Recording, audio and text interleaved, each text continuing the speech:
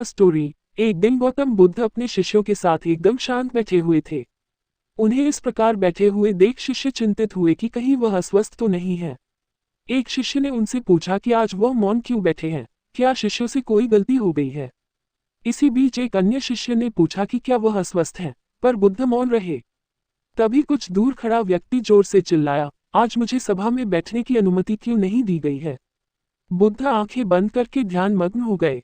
वह व्यक्ति फिर से चिल्लाया, मुझे प्रवेश की अनुमति क्यों नहीं मिली। गुस्से लाल होते हुए तभी बहुत से शिष्य उसकी ओर देखने लगे। इसी बीच एक उदार शिष्य ने उसका पक्ष लेते हुए कहा कि उसे सभा में आने की अनुमति प्रदान की जाए। बुद्ध ने आंखें खोली और बोले, नहीं, वह झूठ है, उसे आज्ञा नहीं दी जा सकती। ये सुनकर शिष्यों को बड़ा आश्चर्य हुआ। बुद्ध उनके मन का भाव समझ गए और बोले, हाँ, वह अछूत है।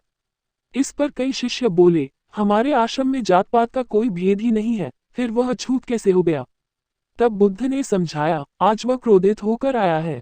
क्रोध से जीवन की एकाग्रता भंग होती है। क्रोधी व्यक्ति प्रायः मानसिक हिंसा कर बैठता है, इसलिए जब तक वह क्रोध में रहता है तब तक अछूत होता है। इसलिए उसे कुछ समय एकांत में खड़े रहना चाहिए।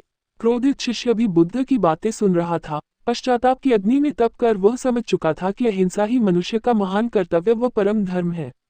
इसलिए वह आदमी बुद्ध के चरणों में गिर पड़ा और कभी क्रोध न करने का प्रण लिया।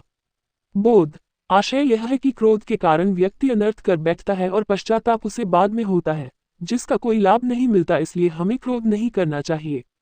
असल मायने में क्रोधित व्यक्ति अछूत हो जाता है और उसे अकेला छोड़ देना चाहिए। क्रोध करने से तन, मन और धन तीनों की हानि होती है। क्रोध से ज्यादा हानिकारक कोई और वस्तु नहीं है।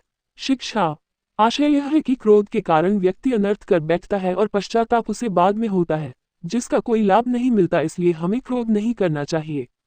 असल मायने में क्रोधित व्यक्ति अछूत हो जाता है और उसे अकेला छोड़ देना चाहिए। क्रोध करने से तन, मन और धन तीनों की हानि होती है।